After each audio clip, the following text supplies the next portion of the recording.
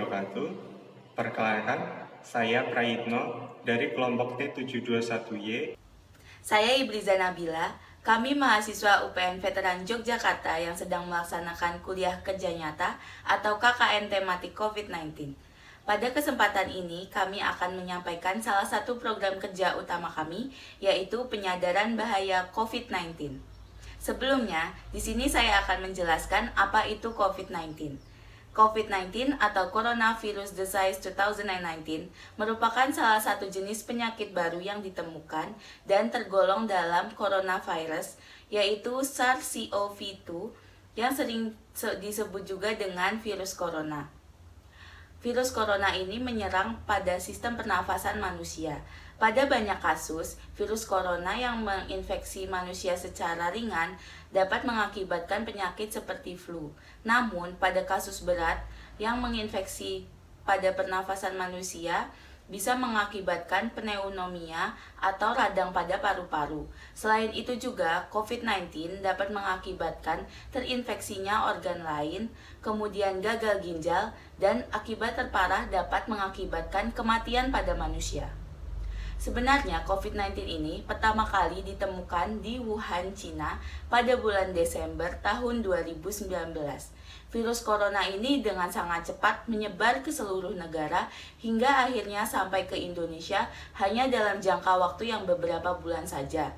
Sampai akhirnya WHO atau World Health Organization menyatakan bahwa COVID-19 sebagai pandemik global.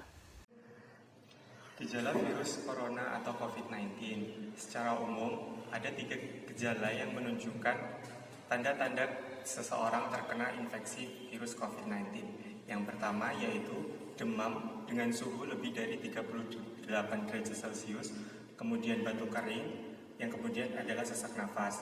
Gejala lain yang muncul yaitu diare, sakit kepala, ruam di kulit, dan kehilangan indera perasa dalam mengecap makanan. Kasus COVID-19 di Indonesia sendiri tidak mengalami penurunan, justru mengalami peningkatan setiap harinya, di mana pada bulan Juli 2020 tercatat terdapat 70.736 orang yang terjangkit COVID-19. Kemudian terdapat 32.651 orang yang dinyatakan sembuh dan terdapat 3.417 orang yang dinyatakan mati karena terinfeksi COVID-19. Namun setiap harinya kasus COVID-19 di Indonesia terus meningkat, di mana terdapat peningkatan sejumlah kurang lebih 1.000 orang setiap harinya. Berikutnya yaitu bahaya infeksi virus corona. Yang pertama, COVID-19 menimbulkan berbagai komplikasi penyakit hingga kematian. Selain timbul gejala ringan hingga sedang, beberapa orang yang terinfeksi virus COVID-19 mengalami komplikasi. Komplikasi utama COVID-19 adalah gangguan pada saluran pernapasan, seperti gagal pernapasan akut dan pneumonia dan lain-lain. Bahaya yang selanjutnya yaitu penularan COVID-19 sangat mudah terjadi, di mana menurut CDC dari Amerika Serikat menyatakan bahwa melalui kontak fisik yang dekat dengan manusia yang sudah terinfeksi COVID-19 dapat menularkan virus tersebut, di mana melalui batuk ataupun bersin, droplet dari tubuh manusia yang sudah terinfeksi dapat menginfeksi manusia lain. Selain itu, COVID-19 ini jauh angkanya menginfeksi banyak orang, di mana dibandingkan dengan SARS tahun 2002 sampai 2004 yang hanya menginfeksi 8.000 orang, sedangkan COVID-19 hingga bulan Juli tahun 2020 ini sudah menginfeksi orang sebanyak 12,2 juta di seluruh dunia. Selanjutnya, kelompok tertentu lebih berisiko mengalami COVID-19. Usia lebih dari 65 tahun rentan mengalami komplikasi. Juga orang dengan kondisi medis tertentu seperti penderita paru kronis atau asma sedang hingga berat, penderita masalah jantung serius, orang kondisi imun lemah seperti penderita HIV, perokok, atau orang yang masih dalam perawatan kanker, orang dengan obesitas berat, selanjutnya yaitu penderita diabetes. Nah, yang terakhir adalah orang dengan penyakit ginjal kronis. Kemudian adanya silent spreader atau orang tak bergejala namun dapat menularkan. Hal ini sangat berbahaya karena pada beberapa kasus COVID-19 Ada individu yang tidak menunjukkan bahwa ia terkena gejala COVID-19, namun dia dapat menjadi perantara untuk virus tersebut kepada manusia lain.